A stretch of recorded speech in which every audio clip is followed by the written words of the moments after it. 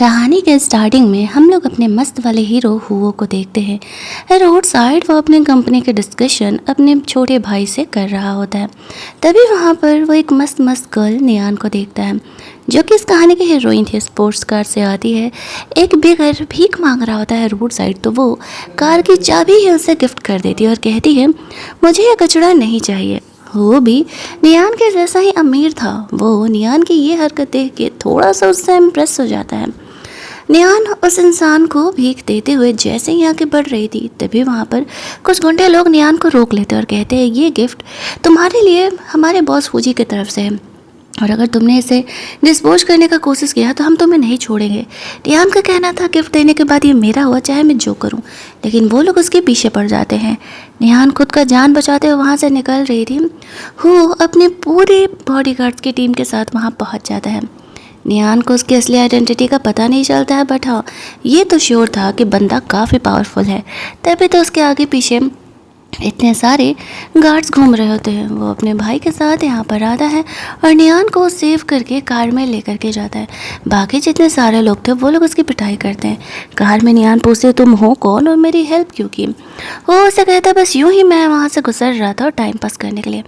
नियान उसे किस करते हुए कहती है कुछ मेरे साथ गेम खेलना चाहोगे। वो नियान के ब्यूटी से एक्चुअल में इम्प्रेस था और वो दोनों सच में वहाँ पर इंटीमेट होते हैं। इसके बाद नियान उससे 10 मिलियन की डिमांड करती है, क्योंकि ये उसका फर्स्ट नाइट था। हुओ को ऐसा लगने लगता है कि नियान एक्चुअल में एक गोल्ड डिगर है और वो उसे पैसे दे देता है। वो उसे अपना ब्लैक कार्ड देता है और कहता है इसमें से 10 मिलियन ले लेना। नियान सोच रही होती है जो भी हो उसका कोई लॉस नहीं हुआ, 10 मिलियन उसे मिल गए। वो लेना एक्चुअल में उसकी मजबूरी थी, उसके पास पैसे नहीं थे अपनी मॉम को सेव करने के लिए। इसी वजह से वो हुआ से 10 मिलियन का डिमांड करती है और वहाँ से चली जाती है। उसके जाने के बाद हुआ सोच रहा होता है कि मैं इस लड़की से सेड्यूस कैसे हो गया, आखिरकार इसमें ऐसा क्या स्पेशल है। वो इसी बारे में सोच रहा होता है और नियान वहाँ से जा चुकी थी। घर पहुँचती है, उसका फादर उस पर काफ़ी गुस्सा लगाता है। तुम इतनी रात में कहाँ थे और तुमने फूजी के गिफ्ट को क्यों ही किसी और को देने का कोशिश किया। इस बात पर निहान कह रही होती है कि वो तो अपनी दोस्त के घर थी। उसके फादर उसकी बात नहीं मान रहे होते, उसकी पिटाई लगाने ही होते हैं कि निहान की फ्रेंड यहाँ पर आ जाती है और कहती नहीं नहीं अंकल ये सही कह रही है, एक्चुअल में ये मेरे साथ ही थी, इसने कुछ भी गलत नहीं बोला है। फ़िलहाल के लिए तो उसके डैड निहान को जाने देते हैं। वो उसकी लाइफ पर पूरा कंट्रोल करके रखे हुए थे और अपने फ़ायदे के लिए वो फूजी से उसकी शादी करा रहे थे, जो कि खुद उसकी उम्र का था। निहान को उसके फ्रेंड कमरे में लेकर के जाती है। उसकी फ्रेंड को निहान बताती है कि एक्चुअली मैंने 10 मिलियन का इंतज़ाम कर लिया है, क्या इन पैसों से अब हम हमारी मॉम को हॉस्पिटल से शिफ्ट करा पाएंगे। उसकी फ्रेंड उसे कहती है कि देख बहन सिर्फ पैसे नहीं चाहिए, पावर लगेंगे। तुम्हें पता है कि तुम्हारा डैड कितना ज़्यादा स्ट्रॉन्ग है, शहर में मिस्टर हुओ की ये फैमिली ऐसी है जो कि तुम्हारी हेल्प कर सकती है तुम्हारी मॉम को हॉस्पिटल से सेफली निकालने के लिए। अब वैसे तो वो बंदा बहुत ही ज़्यादा रूथलेस है, किसी से ज़्यादा कनेक्शन नहीं रखता और ना ही पब्लिक में अपीयरेंस करता है, लेकिन मैं तुम्हारे लिए कोशिश करूँगी उस बंदे से तुम्हारी मीटिंग करवाने की, तुम मिल सको और ताकि उसे कन्विंस कर सको कि वो तुम्हारी हेल्प करे। वैसे तो हमारे पास उसे देने के लिए कुछ है नहीं जो वो हमारी हेल्प करेगा, लेकिन फिर भी मैं कोशिश ज़रूर करूँगी तुम्हें उससे मिलवाने की। अब यहाँ पर वो उसे पूछ रही होती है कि आखिरकार तुम्हें इतने पैसे मिले कहाँ से। नियान उसे नहीं बताती है कि एक्चुअल में उसे ये पैसे अपनी फर्स्ट नाइट सेल करने के बाद मिले हैं। बताती भी कैसे। दूसरी तरफ हम लोग देखते हैं कि वो हुओ के कुछ बैग से फ़ोटोज़ उसे दिखा रहे होते हैं। नियान को लग रहा होता है कि ये बंदा जाना पहचाना सा क्यों है। नियान की फ्रेंड भी उसकी फ़ैन थी। बहुत सारी लड़कियां हुओ को ढूंढ रही होती हैं। दूसरी तरफ हम लोग देखते हैं कि हुओ अब अपने सेक्रेटरी को नियान के बारे में पता लगाने के लिए बोलता है आखिरकार ये है कौन, क्योंकि वो उसमें इंटरेस्ट ले चुका था। अगले दिन जब अपनी फ्रेंड के साथ बाहर जा रही थी, उसके डैड उसे रोक लेते हैं और उसे कहते हैं कि बाहर जाने की कोई ज़रूरत नहीं है, फौजी आया हुआ है, उससे मिल के जाओ। फौजी यही डर के इंसान था बड़ो, जो कि निहान के पीछे पड़ा हुआ था। और यहाँ पर उसकी मॉम और उसके सौतेले सिस्टर जी दोनों ही ये चाहते थे कि निहान की शादी फौजी से हो जाए, ताकि एक तो इससे पीछा छूटे और दूसरा कि हमारा बिजनेस का फ़ायदा भी हो। फौजी यहाँ पर निहान को एक नेकलेस गिफ्ट करता है और कहता है अगले कुछ दिनों में हम दोनों शादी करने वाले हैं।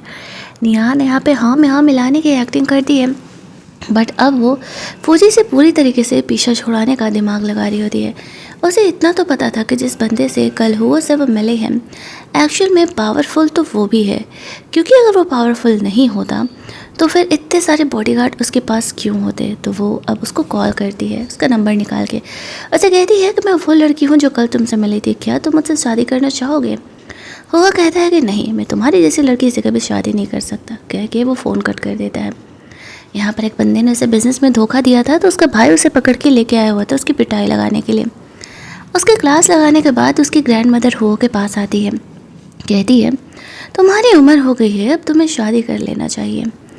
अब यहाँ पर हुओ को नियान की याद आती है, उसने अभी अभी तो उसे शादी के लिए ऑफ़र किया था। अब इससे बात है या तो वो अपनी पसंद की लड़की से शादी करेगा या तो फिर किसी ऐसे से जो कि उसे पैसे के लिए उसके साथ ना हो। और जो ग्रैंड मदर लड़की लेके आ रही थी ऑब्वियसली वो वैसी ही होगी। इसी वजह से वो नियान को वापस से कॉल करता है और उससे शादी करने के लिए हाँ कह देता है। ग्रैंड मदर को ये बात पता नहीं था, वो चुपचाप उठ के चले जाता है नियान को रिसीव करने के लिए। तभी वहाँ पर जीजी उसे देख लेती है कि नियान किसी के साथ कार से जा रही है और वो कार बहुत ही महंगी थी।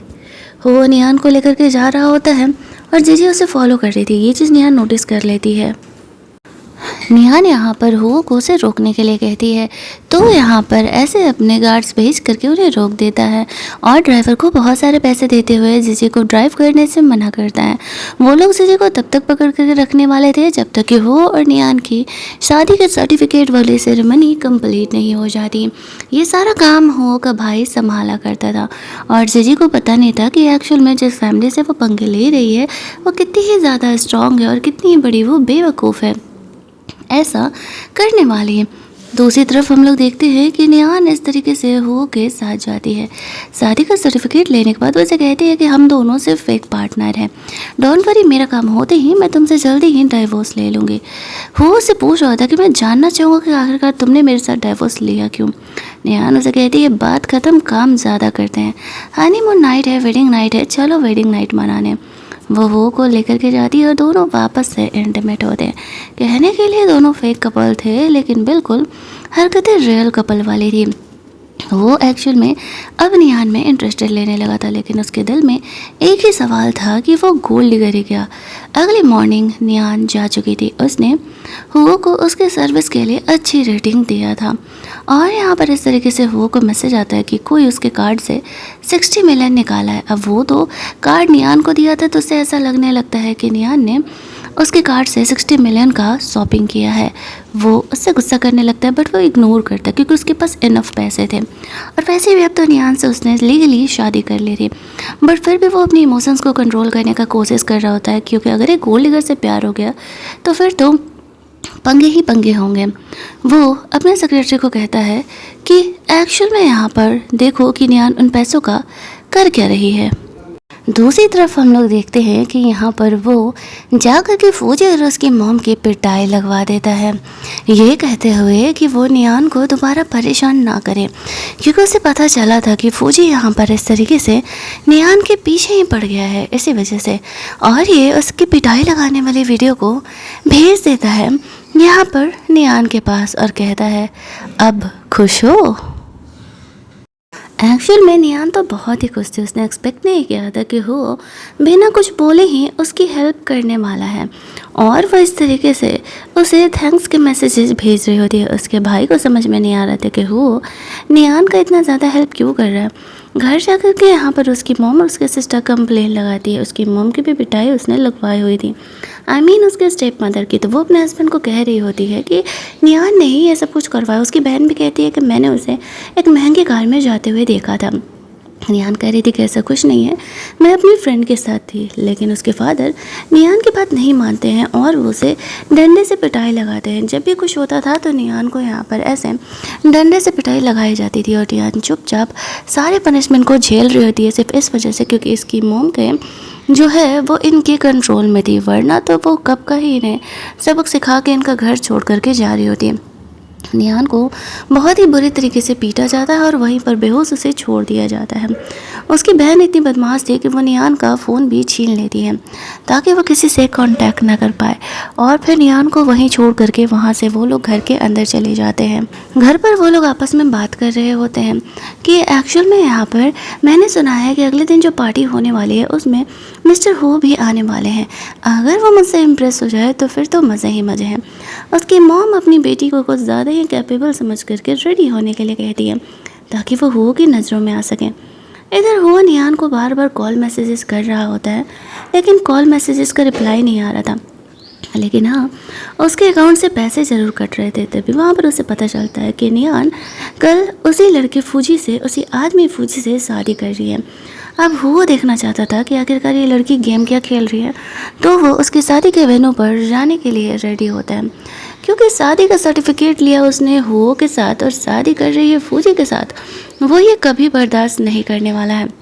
उसका भाई समझ जाता है कि हुआ वहाँ जा कर के हाई वोल्टेज ड्रामा करने वाला है, तो वो अपने गार्ड्स लेकर के हुआ को प्रोटेक्ट करने के लिए उसके पीछे पीछे निकल जाता है। वो इतना तो श्योर हो चुका था कि नियान यहाँ पर उसकी होने वाली शोर वाली सिस्टर इन लॉ है, इसी वजह से वो उसके पीछे पीछे जाता है। दूसरी तरफ हम लोग नियान की शादी का सीन देखते हैं।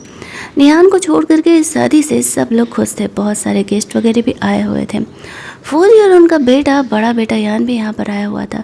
शादी से पहले उसके मॉम ने नियान को ब्लैकमेल किया था कि अगर उसने उसके डैड ने ब्लैकमेल किया था कि अगर उसने शादी नहीं की तो वो उसकी मॉम को मरवा देगा हॉस्पिटल में। इसी मजबूरी में नियान को फूजी से शादी करने के लिए हाँ कहना पड़ता है, बट वो अपनी मर्जी से ऐसा कर नहीं रही थी। उसे स्टेज पर लेके जाया जाता है। ये बात नियान की फ्रेंड को पता चलता है तो वो जल्दी जल्दी उसे सेव करने के लिए जाती है। तभी देखती है कि वो अपने बहुत सारे कार्स के साथ उसी वेन्यू की तरफ जा रहा है। उसे ऐसा लगता है कि शायद वो नियान के लिए ही जा रहा है। तभी वहाँ पर वो ऐसे अपने नाइट गाउन में आ जाता है नियान को सेव करने के लिए। अब नियान ने मोस्टली ड्रामा इसी ड्रेस में शूट किया है। शायद प्रोड्यूसर और डायरेक्टर के पास पैसे कम पड़ गए होंगे। यहाँ पर हुआ निहान को किस करते हुए कहते हैं शादी मत से, और शादी का एंगेजमेंट के अरेंजमेंट किसी और के साथ। और निहान को वहाँ से लेके जा रहा होता है। उनमें से कुछ लोग तो जानते थे कि ये वो है, और कुछ लोगों को ऐसा लग रहा होता है कि वो एक फेक बंदा है। भला ऐसे कपड़ों में स्पोर्ट्स बाइक पर कौन ही आता है। फौजी उछल रहा होता है, वो गार्ड्स को बुला लेता है यहाँ पर हुओ की पिटाई लगाने के लिए, लेकिन उल्टा ही उसे ही मार पड़ता है। हुओ के सामने भला कौन है टिकने वाला था। तब तक उसका भाई भी अपने गार्ड्स को लेकर के आ जाता है और वो लोग सारे लोगों को सबक सिखाते हैं। उसके डैड और उसकी फैमिली फ़िलहाल यहाँ पर कुछ नहीं कर पाता है, और यहाँ पर नियान कहती है कि मैं बहुत ही थक चुकी हूँ, मुझे यहाँ से ले चलो। वो उसे वहाँ से लेकर के जाता है। उसकी फैमिली उसे रोकने का कोशिश कर रही थी, लेकिन कोई फ़ायदा नहीं था। यहीं दूसरी तरफ उसकी फ्रेंड हुओ के भाई को हुओ समझ करके बात करने का कोशिश करती है कि वो नियान का जा कर के हेल्प करे, लेकिन उसका भाई बहुत ही अकड़ करके नियान की फ्रेंड को जवाब देता है और उसमें इंटरेस्ट ना लेते हुए उसे इग्नोर करके चले जाता है। अब सोच रही होती है कि वो कैसे ही नियान को सेव करे, तब तक उसे पता चलता है कि कोई यहाँ पर नियान को वहाँ से सेव करके लेकर के गया है। तो वो उसके बारे में जानने के लिए उसे मैसेज डालती है कि वो कहाँ है, वो ठीक तो है ना। अगली सुबह नियान की आँख खुलती है तो देखती है कि उसकी बेस्टी ने उसे मैसेज किया। वह कहती है मैंने मिस्टर हो से तुम्हारे बारे में बात किया, लेकिन वो बहुत ही अकड़ू है। नियान जानती थी कि अपनी मॉम को बचाने के लिए मिस्टर हो का ही हेल्प लेना पड़ेगा। तभी वो यहाँ पर उसका फिक्र करने के लिए आता है। वो उसे पूछता है कि क्या अगर वो नहीं आता तो क्या सच में वो फौजी से कल शादी करने वाली थी। वो उसे कहती है कि नहीं, ऐसा कुछ भी नहीं है, उसने खुद के अरेंजमेंट्स करके रखे हुए थे। वो उस इंसान से तो शादी नहीं करती। उसे किस करके उस पर गुस्सा कर रहा होता है। जब उसे और पैसे की डिमांड करती है तो वो उसे पूरी तरीके से गोल्ड डिगर ही समझने लगा था, लेकिन नियान की मजबूरी को वो नहीं देख पाता है। नियान वापस से उसके साथ इंटीमेट होने का जब कोशिश करती है तो वह इस बात पर भड़क जाता है और कहता है कि मैं तुम में अब इस वजह से इंटरेस्टेड नहीं हूँ, इस तरीके का बिहेवियर मेरे साथ दोबारा मत करना। ऐसा कह के वो उसे छोड़ के वहाँ से चले जाता है। नियान मन में सोचती है कि काश कोई होता जो उसे भी समझ पाता, उसके सिचुएशन को समझ पाता, लेकिन शायद कोई फ़ायदा नहीं होने वाला था। दूसरी तरफ हम लोग देखते हैं कि वो अब जानना चाहता था कि आखिरकार नियान वापस से क्लब में अपनी फ्रेंड के साथ क्यों जा रही है। उसे पता चला था कि एक बंदा है जो कि यहाँ पर हुओ से मिलने में, या फिर हुओ का जो यहाँ पर इंगेजमेंट होने की बातें चल रही हैं उसके लिए इनविटेशन दे सकता है। तो वो उससे मिलने के लिए जाती है।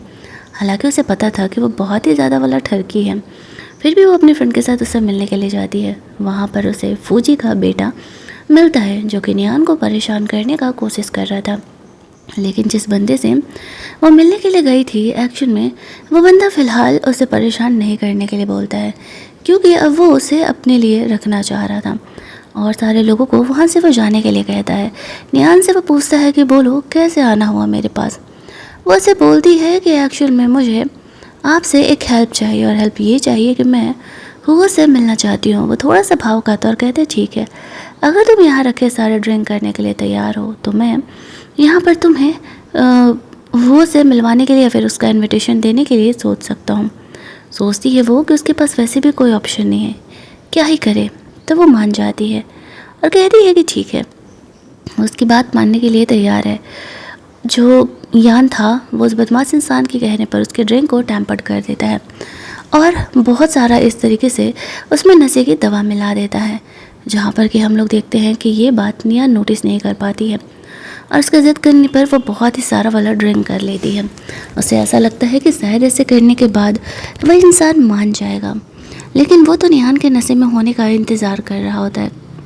दूसरी तरफ हुगो निहान को ढूंढते हुए इधर आता है, अपने मन में हो रही क्यूरियोसिटी को जानने के लिए। जैसे ही निहान को नशा होना स्टार्ट होता है, वो इंसान उसका फ़ायदा उठाने का कोशिश करता है और कहता है तुम मेरे साथ इंटीमेट हो तो फिर मैं सोच सकती हूँ। लेकिन निहान उससे पीछे छुड़ा के वहाँ से जा रही थी। तब तक वहाँ पर हुगो आ जाता है निहान को सेव करने के लिए और वो यहाँ पर इस तरीके से उस इंसान की पिटाई लगाता है और बाकी सिचुएशन उसका सेक्रेटरी उसका भाई संभाल लेता है। निहान बहुत ही नशे में थी और वो हुगो के साथ इंटीमेट होती है। आफ्टर दैट वो उसे उठा करके घर लेके जाता है। उसे समझ नहीं आ रहा था कि निहान आखिरकार वहाँ क्या करने गई थी। उसका भाई पता करके बताता है कि तुम्हारे जो एंगेजमेंट की बातें हो रही हैं उसी की इन्विटेशन के लिए वो इस इंसान से मिलने के लिए गई हुई थी। तो वो अपने सेक्रेटरी को कॉल करके 2 इनविटेशन लाने के लिए निहान के लिए बोल देता है।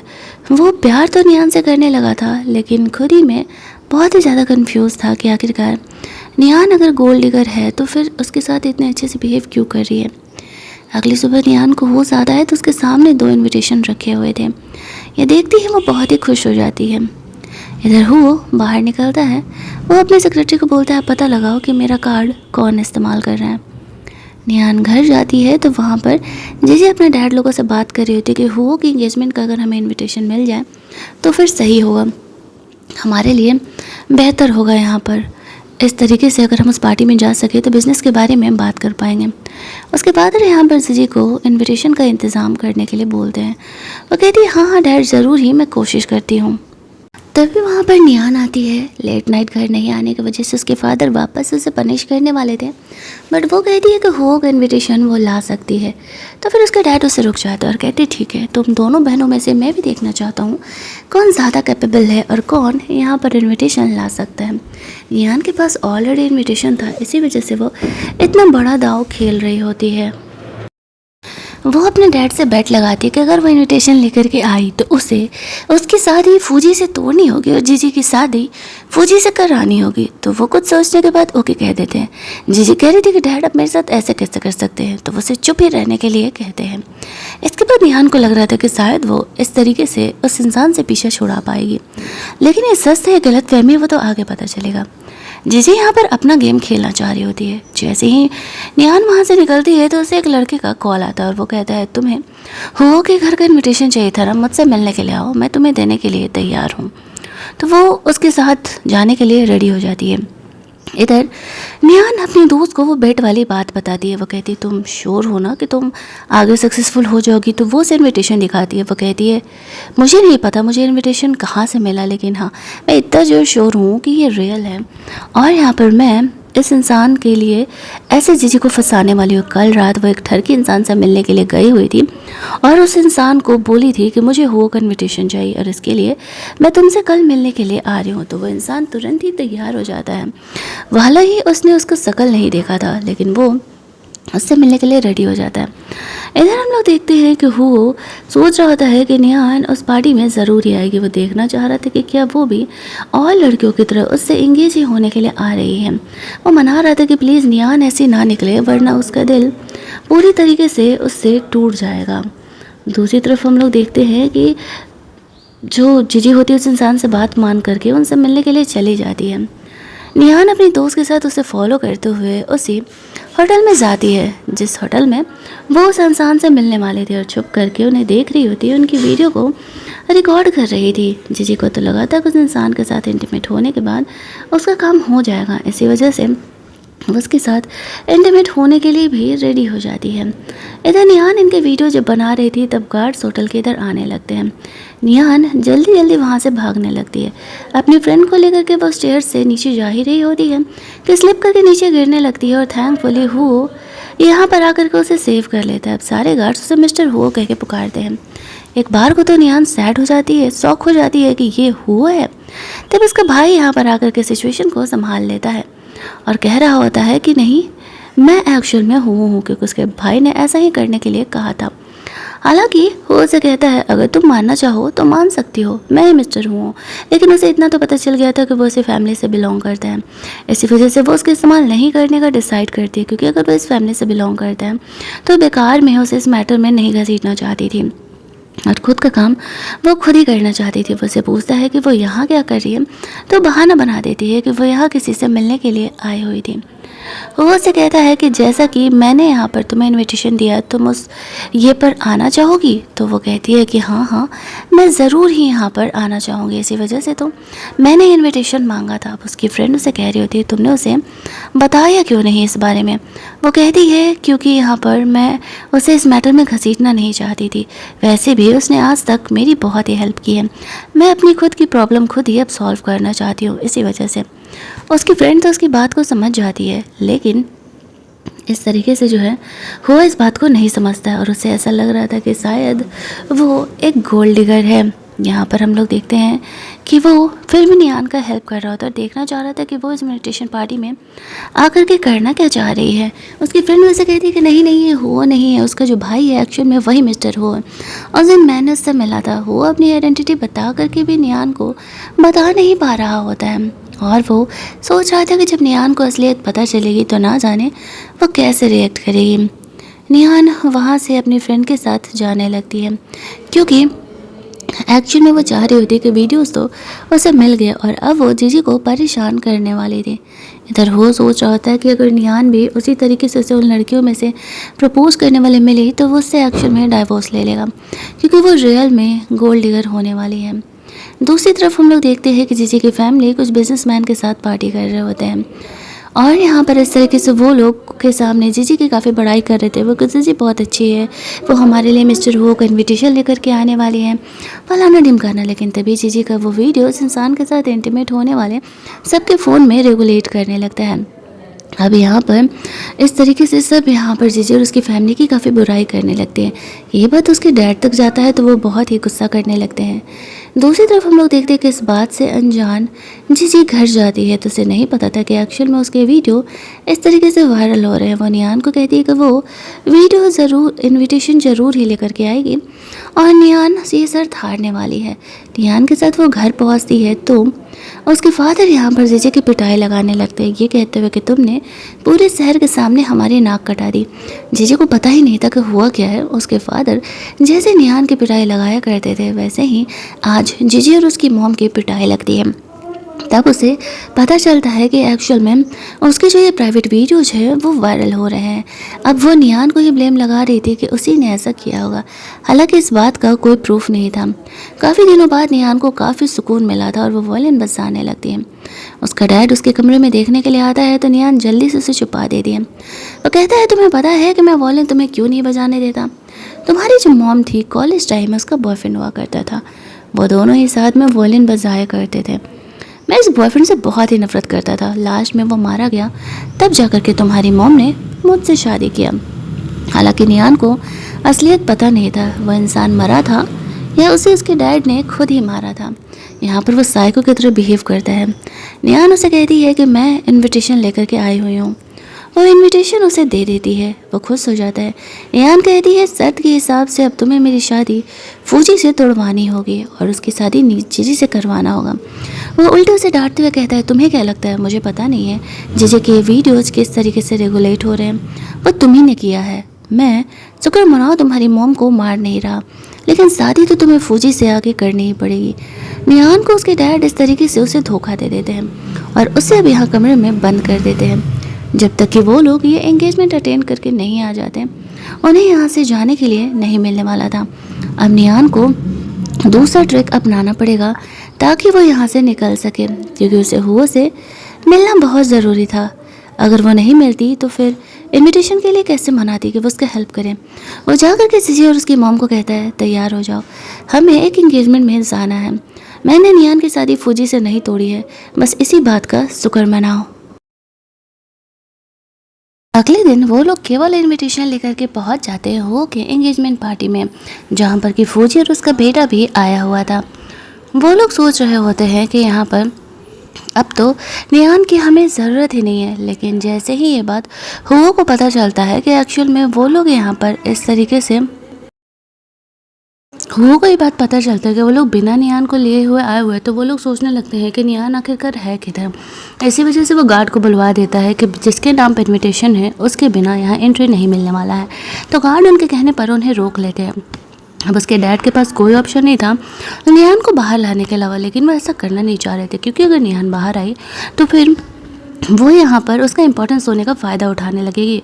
फौजी यहाँ पर कुछ ज़्यादा उछल रहा था, तो हुओ का भाई यहाँ पर आकर के उसकी पिटाई लगवा देता है और कहता है कि अगर यहाँ पर हमारे रूल के ख़िलाफ़ जाना है तो हमारी पार्टी में तुम्हें एंट्री नहीं मिलने वाला है। अब ये पार्टी एक्चुअल में काफ़ी इंपॉर्टेंट था, तो जीजी को भेजा जाता है निहान को लाने के लिए। निहान यहाँ पर उल्टे उसी तरीके से उसे सिक्कड़ में बांध देती है और कहती है कि अब तुम्हें मैं तुम्हारी गलतियों की सज़ा देने वाली हूँ, देखती जाओ मैं आगे क्या करती हूँ। वो उसे उसी तरीके से बांध करके उस पार्टी के वेन्यू के लिए लेकर के जाती है, जहाँ पर कि उसके डैड को वो कह रही होती है कि अगर तुमने यहाँ पर इस कॉन्ट्रैक्ट पर साइन नहीं किया कि तुम फौजी से मेरे रिश्ता तोड़ रहे हो और उसकी शादी यहाँ पर जीजी से करा रहे हो, तो फिर मैं जीजी को इस हालत में पूरे इस होटल में घुमाऊँगी और सोचो तुम्हारी कितनी बेइज्जती होगी। उसके डैड की मजबूरी हो जाती है ऐसा करना, वो चुपचाप उस कॉन्ट्रैक्ट पर साइन कर देता है। तब यहाँ पर जीजी को खोला जाता है। अंदर जाने पर उसका भाई उसे बताता है कि एक्चुअल में निहान का हस्बैंड उसका इंतज़ार कर रहा है। अब निहान उससे मिलती है तो पूछती है कि क्या ये इन्विटेशन उसने उसे दिया था। वो कहता है हाँ, तुमने मुझे कम समझा है क्या, मैं बहुत ही पावरफुल हूँ। निहान कहते हैं नहीं, ऐसा नहीं है कि मैंने तुम्हें कम समझा है, बट मुझे लगा नहीं था कि एक्चुअल में तुम्हें सच में हुओ का इन्विटेशन मिलने वाला है। हालांकि उसे पता था कि वो उसके घर का ही कोई रिलेटिव है, इसी वजह से वो ये ऐसा कर पा रहा है। अब भाई उसने निहान का हेल्प किया था, तो निहान को भी तो बदले में हुओ को कुछ देना था ना। तो वो दोनों होटल के वॉशरूम में जाकर के इंटीमेट हो रहे थे। होटल में तो कमरे होंगे नहीं। तभी वहाँ पर जिस लड़की से हुओ का एंगेजमेंट एक्चुअल में ग्रैंड मदर कराना चाह रही थी, यानी लिली से, वो निहान के साथ लगी पड़ी थी। उन दोनों का अफेयर यहाँ पर चल रहा होता है और ये चीज़ यहाँ पर हुओ और निहान दोनों ही देख लेते हैं। लेकिन यहाँ पर इस तरीके से उन्हें डाउट होने लगता है कि कोई वॉशरूम में है, तो देखने के लिए जाते हैं। हुओ को जीजी को गोद में उठा करके काफ़ी देर तक खड़े रहना पड़ता है। इसके बाद वो भी नीचे पार्टी में सबके साथ जा रहा होता है। वो निहान को कहता है जाओ पार्टी एंजॉय करो, मैं थोड़ी देर में आता हूँ। इधर ये लोग अपना सड़ा सा शकल लेकर के उस पार्टी में एंटर लेते हैं। पार्टी में जाना ज़रूरी था, कैसे जाए ये मैटर नहीं करता था। थोड़ी देर बाद यहाँ पर यान और लिली दोनों वॉशरूम से बाहर आते हैं, जैसे कि कुछ हुआ ही नहीं और उन लोगों ने कुछ किया ही नहीं। अब तक तो उन्हें यहाँ पर पता ही नहीं था। ग्रैंड मदर ने लिली को चूज किया था हुओ से एंगेज कराने के लिए। निहान यहाँ पर सोच रही थी कि उसे हुओ से अकेले में कब बात करने के लिए मिलेगा, ताकि वो उसे कन्विंस कर सके कि उसकी मॉम को हॉस्पिटल से बाहर निकलवाने में उसका हेल्प करे। दूसरी तरफ हुओ कहता है अब तो मुझे पार्टी में जाना पड़ेगा, मैं भी देखना चाहता हूँ कि एक्चुअल में क्या निहान मुझे हाँ कहेगी या नहीं। वो एक्चुअल में हुओ बन करके उसे शादी के लिए प्रपोज करने के लिए जाने वाला था, तो वो मास्क वगैरह लगा करके उस पार्टी में जाने का डिसाइड करता है। हुओ की ग्रैंड मदर यहाँ पर आती है। वो सबके सामने आ करके हाय हेलो करने के बाद अनाउंस करने वाली थी कि उन्होंने अपने घर की होने वाली बहू को लिली को चूज किया, लेकिन तभी वहाँ पर हुओ ऐसे मास्क लगा करके व्हील चेयर पर आता है। अब उसकी ग्रैंड मदर सोच रही होती कि ये लड़का क्या ही एक्टिंग करना चाह रहा है, मुझे तो समझ में ही नहीं आ रहा है। हुओ को किसी ने देखा नहीं था, तो सब उसकी बातों का ट्रस्ट कर भी लेते हैं कि एक्चुअल में वो इसी तरीके से क्रिपल इंसान है। यहाँ पर वो कहता है कि मैं लिली से शादी नहीं करने वाला। तो उसकी मॉम ग्रैंड मदर पूछने लगती है कि क्यों भाई, मैंने उसे अपने लिए चूज़ किया। तो कहता है क्योंकि मैंने अपने लिए दुल्हन चूज कर लिया है। साथ ही में यहाँ पर जब लिली के पेरेंट को पता चलता है कि वो क्रिपल्ड है, वो इस तरीके से व्हील चेयर पर है, तो वो भी लिली के साथ ही उससे कराना नहीं चाह रहे होते हैं। लेकिन यहाँ पर हम लोग देखते हैं कि वो सबको छोड़ करके नियान के पास जाता है और उससे रिंग दे करके प्रपोज करता है और कहता है कि मैंने जिसे अपने लिए दुल्हन चूज किया है वो कोई और नहीं नियान है। जीजी और उसकी फैमिली तो देखते ही रह जाती है कि नियान में ऐसा क्या स्पेशल है जो वो उसे कन्फेस कर रहा है। लेकिन नियान कुछ सोचने के बाद उसे शादी करने के लिए मना कर देती है। वह कहती है आई एम सॉरी बट मैं मैरिड हूँ और मैं अपने हस्बैंड से बहुत ही प्यार करती हूँ। भले ही वो तुम्हारी तरह पावरफुल और रिच नहीं है, लेकिन मैं उसे बहुत प्यार करती हूँ। वो यही तो जवाब सुनना चाहता था। नियान को वो कहता है ठीक है तुम मुझे रिजेक्ट करियो, बाद में पछताना नहीं। नियान कहते हैं नहीं, मुझे इस बात का रिग्रेट कभी नहीं होने वाला है। और वो ये कह के उस पार्टी से चली जाती है। वो उसे सिर्फ मिलना चाह रही थी ताकि वो उसे हेल्प मांगे कि वो उसकी मॉम को वहाँ से निकाल सके, लेकिन इसलिए नहीं कि वो उससे शादी करे। वो नियान के इस डिसीजन से खुश हो जाता है। पूछा जाता है कि आखिरकार वो लिली से शादी क्यों नहीं कर रहा, तो लिली का यान के साथ इंटीमेट होने वाला वीडियो वो उसे दिखा देता है और कहता है ये अभी एसी वॉशरूम का है। अब सबके सामने यहाँ पर यान की ऐसी पिटाई लगाई जाती है और उसकी ग्रैंड मदर खुद ही अब यहाँ पर लिली से उसका एंगेजमेंट कैंसिल कर देती है। और ये तो भरोसा ही नहीं हो रहा था कि जिस लड़की को उन्होंने चूज किया था वो एक्चुअल में ऐसे धोखेबाज निकली। नियान वहाँ से जा रही होती है तो वो उसे रोकने के लिए जाता। वो कहती है मैंने हुओ को ऑफेंड कर दिया है, मुझे नहीं लगता है कि हमारा यहाँ रहना सही है। हुओ से कहता है कि डोंट वरी, जब मैं तुम्हारा हस्बैंड हूँ तो मैं तुम्हें प्रोटेक्ट करूँगा। वह नियान को लेकर के जाता और वो दोनों रोमांस करते हैं। जीजी को ये देख के मौका मिल जाता और वो उनके वीडियोस बना लेती है और यहाँ पर उसे ऐसा लग रहा था कि वो अपने पेरेंट को ये वीडियो दिखाएगी। वो नियान को घर छोड़ने के लिए जाता और कहता है डोंट वरी, मैं जल्दी ही तुम्हें लेने के लिए आऊँगा। जीजी उनके सारे वीडियोस फ़ोटोज़ बना रही होती है और यहाँ पर वो जा कर के अपने पेरेंट को इस बारे में बता भी देती है, जहाँ पर कि उसके पेरेंट को ऐसा लग रहा होता है कि वो ने नियान में क्या देखा होगा। ऊपर से यहाँ पर इस तरीके से जीजी ने जब यहाँ पर नियान का वो वीडियो दिखाया तब वो लोगों को उस पर काफ़ी गुस्सा आने लगता है और वो लोग सोच रहे होते कि बस वो एक बार घर आएगी ना तो फिर वो उन्हें ज़रूर ही सबक सिखाएगी। इधर नियान को वो लोग इस तरीके से किडनैप करने के लिए पहुंच जाते हैं, जहां पर कि यान भी आया हुआ था क्योंकि कल पार्टी में वो भी था और उसकी अच्छी खासी पिटाई लगाई गई थी। वो जीजी और सारे ही लोग यहाँ पर नियान को परेशान करने के लिए आए हुए थे। इतने सारे लोगों के सामने नियान का बस नहीं चल पा रहा होता है। दूसरी तरफ हुओ को पता चलता है कि कोई अब भी उसका कार्ड यूज कर रहा है, तो अब वो अपने सेक्रेटरी अपने भाई को लेकर के जाता है देखने के लिए। वहाँ जाने पर पता चलता है कि एक आदमी ने एक्चुअल में नियान से वो कार्ड कब का चोरी कर लिया है और वही इतने दिनों से उसका कार्ड इस्तेमाल कर रहा है। तो वो समझ जाता है कि एक्चुअल में नियान एक गोल्ड डिगर नहीं है, वो उसके कार्ड्स नहीं यूज कर रही है और ज़रूर ही कुछ रीज़न है जिस वजह से कि वो पैसे की डिमांड कर रही थी। उस इंसान को जेल भेज दिया जाता है और यहाँ पर अब वो नियान के बारे में उसे ढूंढ रहा होता है कि वो है किधर। उसे ढूंढते हुए घर जाता है तो पता चलता है कि नियान वहाँ है नहीं और जो नेकलेस उसने नियान को पहनाया था वो वहीं कमरे में गिरा हुआ है। अब वो कंफ्यूज होने लगता है कि नियान गई कहाँ। नियान को इन लोगों ने किडनैप करके रखा हुआ था। उससे बार बार हुओ को कॉल आ रहा होता है तो वो लोग उसका फ़ोन उठा लेते हैं। उन्हें तो ऐसा लगता है कि ये नियान का हस्बैंड कोई नॉर्मल सा इंसान है और कहता है कि मैंने यहाँ पर नियान को किडनैप कर लिया, बचाना चाहते हो तो यहाँ पर अकेले आ जाओ। और एक ही बार में नियान और उसके हस्बैंड दोनों को ही सबक सिखाना चाहते थे। फौजी को भी यहाँ पर वो लोग बुला लेते हैं नियान को असॉल्ट करने के लिए, लेकिन तब तक हुओ वहाँ पर पहुँच जाता है। वो अपने साथ अपने भाई और बहुत सारे गार्ड्स को लेकर के आया हुआ था। उस पॉइंट पर यहाँ पर नियान को पता चलता है कि एक्चुअल में यही असली का मिस्टर हो है। वो उतने दिनों से समझ नहीं पा रही होती है। जब उसे पता चलता है कि ये मिस्टर हो है तो वो बहुत ही खुश हो जाती है।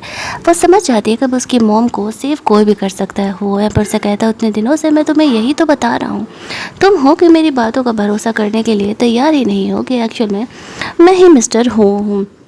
फिर नियान को वो वहाँ से सेव करके लेकर के जाता है।